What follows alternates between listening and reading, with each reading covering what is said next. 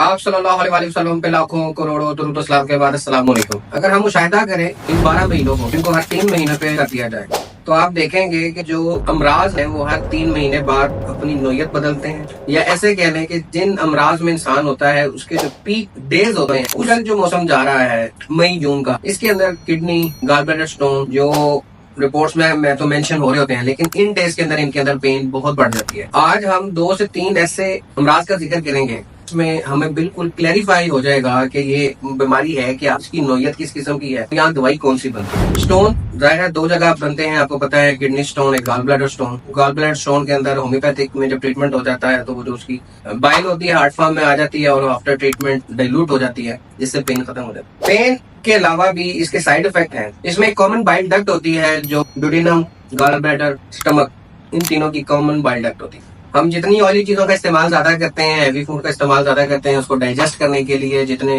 Hydrochloric acid की जरूरत होती है वो ये कॉमन बाइल डक्ट जो है एक्रीट करती है। अगर गॉल ब्लैडर के अंदर स्टोन बढ़ जाए तो फिर आपका डाइजेस्टिव सिस्टम भी इफेक्ट हो जाता है, आपको एसिडिटी शुरू हो जाती है। फिर आप जब उसको लिंगर ऑन करते हैं तो फिर गॉल ब्लैडर पेन शुरू हो जाती है। उसमें भी जब आप 1-2 दफा टीके शीके लगवाते हैं तो फिर इतनी वर्ष कंडीशन हो जाती है कि बाजू का ऑपरेट की तरफ जाना पड़ता है कि फौरी करवाएं, उसके अलावा कोई हल नहीं, क्योंकि बहुत ज्यादा स्वेलिंग हो जाती है स्टमक वाली साइड पे भी, गॉल ब्लैडर वाली साइड पे भी। डाइजेस्टिव सिस्टम बिल्कुल मुतासर हो जाता है, पानी तक अंदर नहीं लगता। अगर इसको अगली स्टेज में ही पकड़ लिया जाए तो ये एक बीमारी जो 3-4 बीमारी की वजह बनती है, इससे हम बच सकते हैं। और अगर हम पित्ता ही रिमूव कर दें तो ये जो मैंने कॉमन बाइल डक्ट का आपको एक फंक्शन समझाया है कि वो जितने भी फासद मादे होते हैं, अगर ये रिमूव हो जाए तो फिर जो ऑयली चीजें तो वैसे भी नहीं इतनी खानी चाहिए, लेकिन उसमें फिर बहुत ज्यादा परहेज शुरू हो जाता है, रक्त के इश्यूज आ सकते हैं, मुख्तलिफ कॉम्प्लिकेशंस, फिर इन्फेक्शन के चांसेस बहुत बढ़ जाते हैं।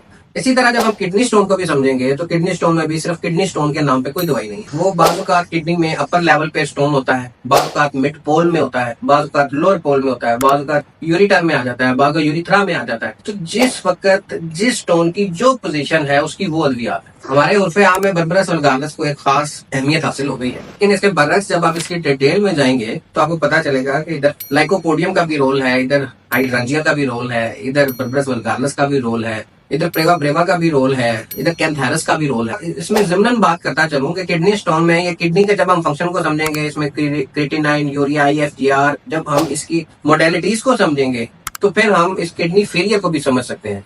फिर भी कोई एक स्पेसिफिक रेमेडी किडनी फेलियर की भी नहीं है।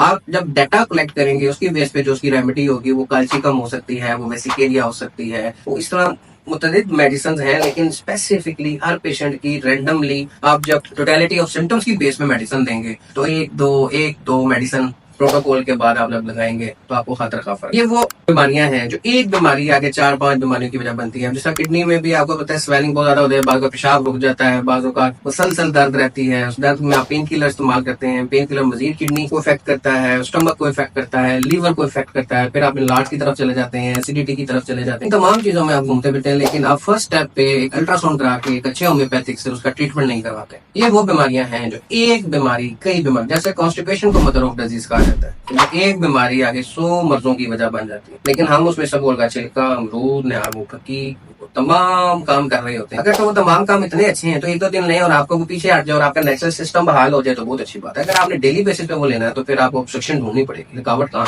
इसी तरह माइग्रेन जो है वो एक मर्ज है और वो आगे 2-3 बीमारियों की वजह बनता है। मैंने अपनी लास्ट वीडियो में भी जिक्र किया था लिकोरिया, आजकल बच्चियां डिस्कस ही नहीं करती। पीरियड्स पेन और लिकोरिया, पीरियड्स पेन में वो 14-15 साल से सर्कल शुरू हुआ है और 40 साल तक जाना है, और वो हर दफा अगर पैनाडोल 3 दिन 4 दिन ले रही है, रहती है अपने साथ। अच्छे होम्योपैथी को ढूंढने, वही मोडालिटी ऑफ सिम्टम है, तो एक कोई रेमेडी नहीं है कि पीरियड पेन में लेना, कोई एक रेमेडी नहीं है जो लिकोरिया तो लेना। ये जो कोर्स ऑनलाइन अवेलेबल है या मार्केट में अवेलेबल है, ये मेरी समझ से बात है। किसी को ब्राउनिश लिकोरिया आ रहा होगा, किसी को व्हाइट आ रहा होगा, किसी को एसिटिक लिकोरिया हो रहा होगा, किसी की कम्युनिकेशन सिर्फ सर दर्द होगी, किसी की बैकबोन पेन भी होगी, किसी को क्रैम्प्स पड़ते होंगे, किसी को पीरियड्स के फौरन बाद लिकोरिया, किसी को पीरियड से पहले है, किसी को पूरा महीना। जब आप टोटलिटी ऑफ सिम्टम्स के ऊपर एक मेडिसिन सेलेक्ट करेंगे प्रोटोकॉल के बाद तो आपका मरीज एक से 2 सर्कल के अंदर क्योर। अब ये भी एक मर्ज है लिकोरिया है, इसमें सर दर्द भी है, इसमें कमर दर्द भी है, इसमें मैदे में दर्द भी है, इसमें डाइजेस्टिव सिस्टम भी इफेक्ट करता है, सुस्ती भी रहती है, इसमें आपकी नींद अच्छी नहीं है। ये 16, 17, 18 साल की उम्र में दवाइयां लग जाती हैं और इसको एड्रेस करने की जरूरत है, इस टॉपिक को अवेयर करने की जरूरत है, इस पे ज्यादा से ज्यादा बात करने की जरूरत है। और ये फिर इसमें बहुत सी ऐसी कॉम्प्लिकेशन है जिसको लिंगर ऑन कर लिया जाए तो फिर बाद में प्रेगनेंसीज में भी इश्यूज आते हैं। इन सब चीजों को,